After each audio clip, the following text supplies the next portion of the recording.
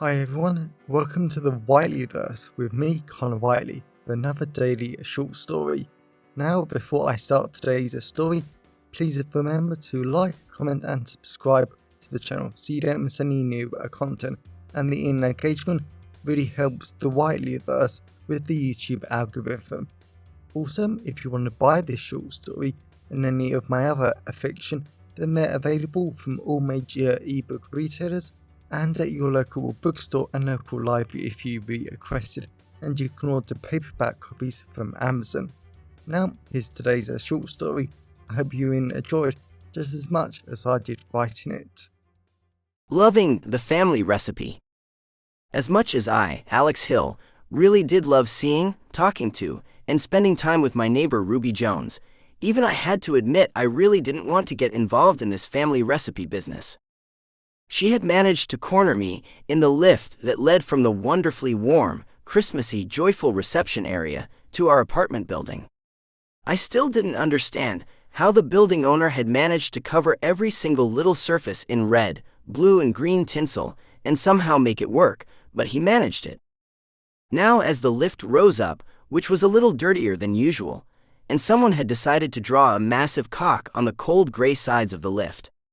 It had to be one of the teenagers that lived in the building, but I certainly didn't mind looking at it. The attention to detail was stunning. And it meant I didn't have to listen to Ruby too much. "Come on, Alex," she said. I looked at her and made sure my expression was plain, because Ruby was a good-looking woman. She was young, smiling, and her teeth were pearly white. And yes, as you can tell, I don't normally judge women on their appearance, but Ruby was a great woman. Granted, I didn't like her fashion choice of a thick black coat, black leggings, and a black t-shirt. She looked a little gothic today, which wasn't like her at all. Yet it was her large bags of garlic, peppers, and tomatoes that made the lift smell great. "Please," Ruby said like a small child would to a parent. I just grinned at her, because Ruby was a typical middle child, in a sense, because I had moved into the building about 3 years after I finished my business degree at University College London. And now I worked as a restaurant manager at a number of small chains all across London. Sometimes I felt more like a babysitter than a manager, and Ruby had always had the same problems. She always wanted to be the best. She always wanted to impress her impossible family, and most importantly, she had always wanted a husband, but she couldn't get one. Everyone in the building had a different theory about that. My other neighbor, Mrs. Bruce, said that Ruby wasn't a real woman, but that's just her being sexist and ageist because she's that old. So I try to avoid her when I can. The doorman, who is a massive player, said that Ruby had her standards too high, but he is probably only saying that because she had rejected him like every other woman in the building. Hell, I've dated all sorts of men at university, but I would never ever touch or kiss or think of hugging our doorman. He is awful. Anyway, my theory about why she couldn't get a husband is simply because she doesn't really want one. She's probably aromantic or asexual or something, because she just doesn't have the drive or interest to date. And that's okay, and that's perfectly fine. I just wish her family could see that Ruby was perfectly happy being single with her friends and family around her. Except she wasn't happy right now. "What exactly do you need me for?" I asked. And no, I wasn't listening. "I will never understand how you can be so obsessed with cock," Ruby said. I gave her a mocking nod and focused back on the cock in the lift. "You know, my grandmother passed away 3 months ago. Well, this Christmas is our first one without her, and we have a problem. Grandma always made these little pastries that the whole family loves. Problem is, she never passed down the family recipe. And let me guess," I said sadly, looking away from the cock, "you and your 3 sisters and 2 brothers are in competition to create them. Whoever is closest to the original recipe wins, and even better, you do not want to lose. You know that much about my family? You talk a lot, and I still thankfully get to see you," I said, smiling, so I sounded a little less harsh. "Please help me," Ruby said. "I need this honor, and I promise there is something exciting for you waiting in my apartment." Now, a normal gay man might want to spend their Friday nights at a gay bar, a gay club, or just sitting at home alone enjoying the freedom that came with being single. But oh no, I decided to spend my Friday night with my neighbor so she could win a family honor that had absolutely no impact on my life. That's the sort of nice guy the first was. Little did I realize this was actually about to have a massive impact on my life, possibly changing it forever. I think I sort of deserve extra points here for not even going to my own apartment to get changed out of my work clothes or anything first. I was still in my chef whites, and I had spent today in the kitchen helping the new chef because the sous chef was sick, more like couldn't be asked to come in, so I followed Ruby straight into her apartment. That's the sort of good friend I was. I was almost embarrassed at the condition of my own apartment as I went into Ruby's. They had exactly the same layout, with it all being completely open plan. Ruby had a wonderfully large living room with a blue sofa, a walnut coffee table, and a very nice gray armchair. Then I was glad to see she had her family's landscapes hanging on the light blue walls of the apartment. I had always loved those landscapes of the countryside, the poppy fields, and so many other great places. I had always wanted to meet Ruby's grandma because she was the artist. But sadly, that never happened. I saw Ruby getting down 3 wine glasses and I rolled my eyes. She was setting me up with someone I knew it. There probably wasn't even a family recipe to fight out. Anyway, I went across the large apartment, the icy coldness of the floor making me very glad I had socks on, and then I pulled back a bright red stool, so not my color, from her granite kitchen island. The kitchen was definitely a lot better than mine, and I was the so-called chef in the building. My kitchen was small, cramped, and I never really had much food in the house. It was cheaper that way, and I got to have some free French food at work, so I was perfectly happy.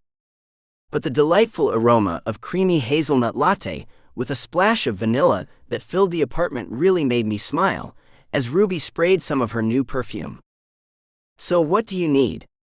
I asked, knowing sooner or later this date or setup was going to happen. Ruby smiled, and she went to the built-in fridge and got out 3 small pastries. I didn't know what they were, but I could tell they were made with the flakiest full pastry I had ever seen. The pastry was golden brown, so clearly egg wash had been used, but the pastry looked slightly different. Maybe it was made with a different flour, because it didn't look like white pastry for starters. "Have you finished your outside inspection?" Ruby asked like I was crazy. I probably had a strange look on my face, but that was mainly because I spent all day studying, thinking and planning menus and managing chains. It was an impossible habit to turn off. "Yes, sorry," I said. There was a knock on the door. Ruby leapt up in excitement, and I just rolled my eyes. I still spun myself on the bar stool, and I really hoped whoever this setup was going to be good and worth my time. Ruby didn't have the first clue about choosing men, so this was going to be interesting. "Hi, Stephen," Ruby said. My heart pounded in my chest. My mouth went as dry as a desert. My hands were all slippery. My mind went blank for a moment. Oh my God, Stephen. That was Ruby's intensely attractive and sensational brother. He was literally a Greek fucking god amongst men, and he was so perfect and just wow. Just wow. I tried to make myself look presentable, as I heard Ruby and him come into the apartment. I fell off my stool and landed face down on the floor. "Alex, are you okay?" Ruby asked, rushing over to me. I felt 2 very strong, manly hands grab my shoulders and pull me up. My wayward parts stood up like the pastry chefs when the chef barked an order. Thank God I still had my apron on. I just grinned like an idiot as Stephen finished placing me back on the stool like I was a precious parcel or something. I flat out loved how hot and attractive and pretty Stephen looked, with insanely his thin and hot gym body. His wide board shoulders were incredible to look at, and as his fit waist highlighted how toned and wonderful he was. His slightly pointed face was grinning at me too. His light blue eyes were so calming to look into that I didn't want to look away, not even for a moment. This was the best moment of my life, and I seriously didn't mind Ruby for setting us up, even though I didn't think Steven was into men in the slightest. "Hi," I said, hating myself for how high-pitched it came out. "Hi to you too," Steven said, taking a stool and sitting next to me. "You too," Ruby said, clicking her fingers. "We need to solve this pastry problem." I looked at Steven. "How comes you aren't fighting for the family honor then? Unless there isn't a family honor at all, and Ruby is just making stuff up to get me here." "No," Ruby said, like I had called her every swear word under the sun. "These pastries are the last piece of my grandma. We have to find out her secrets, and we have to make sure her food lives on. All whilst making sure you're the only one that does it," Steven said, "and can boast about how great you are." I liked how silent Ruby went as she sliced down one of the pastries for me to inspect. There was a loud crack and flake of the pastry, so that confirmed that it was full puff expertly done. I was surprised any home cook outside a professional kitchen could achieve such flake. Then Ruby pulled the knife out and broke open the pastry for me to see. I nodded as I could see I had been right earlier. This pasty wasn't made with white wheat flour, it looked more like cricket flour or something. I knew bug flour was becoming more and more popular because it was great and was very eco-friendly, but I had never tried to make full puff from that flour before. That could be a game changer. Hints of garlic, tomatoes, and maybe lamb mince filled the kitchen as the pastry's filling caught my attention. Almost as much as the hot, pretty man sitting next to me. All I wanted to do was run my hand up and down Steven's muscular back and stomach and biceps. I really wanted to focus on him, but Ruby had asked for my help, so I had to help her. "What do you think?" Steven asked. I always shivered in pleasure at the sound of his delightful voice. It was so smooth, so sexy, and so manly. "I need a taste test to be sure," I said. Ruby shook her head. I just looked at Steven and admired his full lips as Ruby went to the fridge again, and I presumed got out her own version of the pastries. "What do you think?" Ruby asked. I didn't need to look away from attractive Steven to see how awful they looked.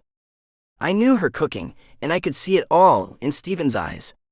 But I wanted to be polite, so I looked at them anyway. "Not bad," I said, meaning it.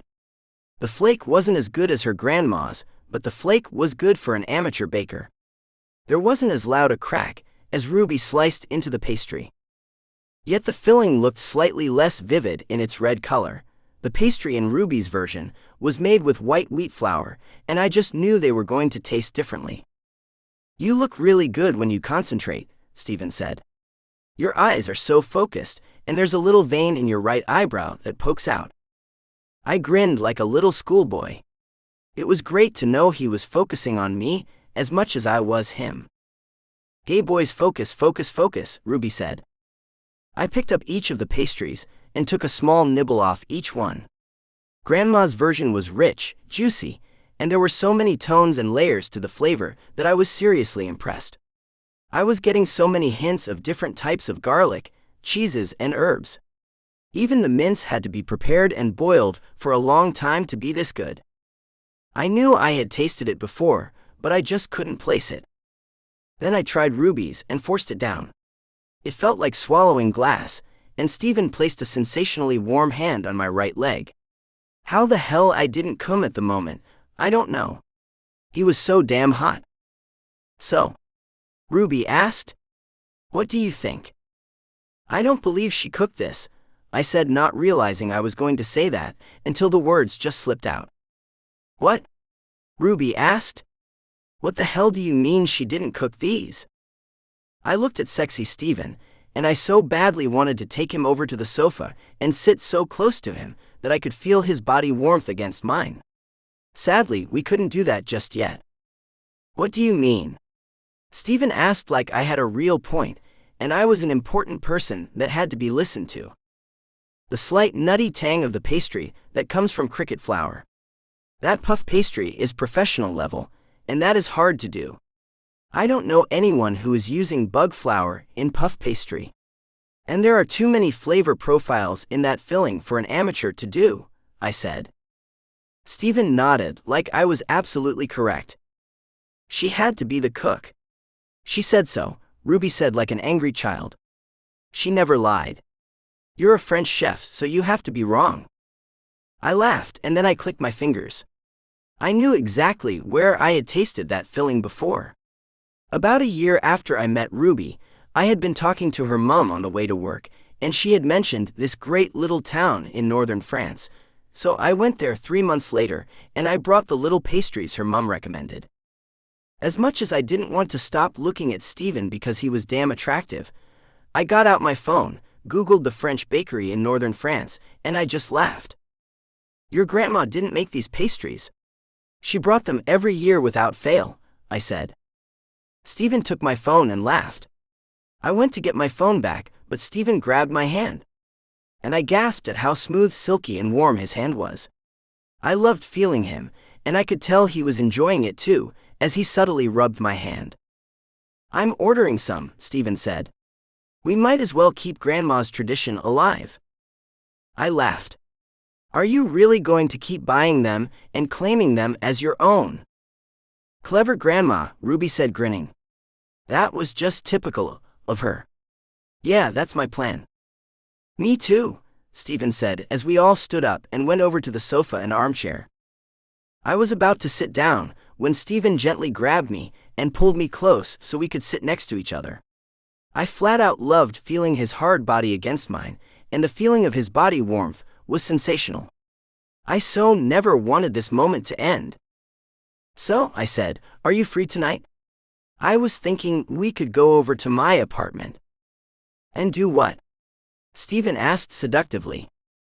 Talk, cook, get to know each other a little better, I said, grinning because I had met Stephen enough times to know how lovely, caring, and compassionate he was.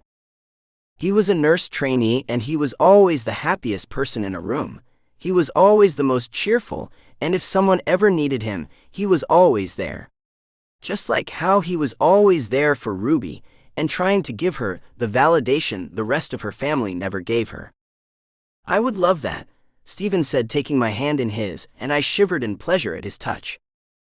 As me and Stephen left Ruby, we both laughed as we heard her shout out in joy that we were going on a date. And I couldn't blame her. Stephen was a perfect, fit, sexy man who was caring and everything I really wanted in a man. This might be a first date, but I had a feeling it certainly wasn't going to be the last, and I couldn't help but smile at that. That really was the perfect ending to a perfect Friday evening. Welcome back everyone, it's me again, Connor Whiteley. So I really hope that you enjoyed today's story, because I flat out love writing, creating stories and sharing them with you. If you really enjoyed today's story, then please remember to like, comment and subscribe to the channel so you don't miss any new content, and the engagement really helps the Whiteleyverse with the YouTube algorithms. And if you want to buy this short story or any of my other fiction, then they're available from all major ebook retailers, and you can get them from your local library if you requested, and you can order the paperback copies from Amazon, your local bookstore or local library if you request it. Lastly, if you want to support the channel on a one-off basis, then you can now buy me a coffee at buymeacoffee.com/Connor Whiteley. Also, if you know anyone who would enjoy today's story, then please share it with them. I'm always really grateful when you wonderful people help us spread the word about the channel. So, thanks for watching the Whiteleyverse, and I'll see you again soon. Have a great day, everyone.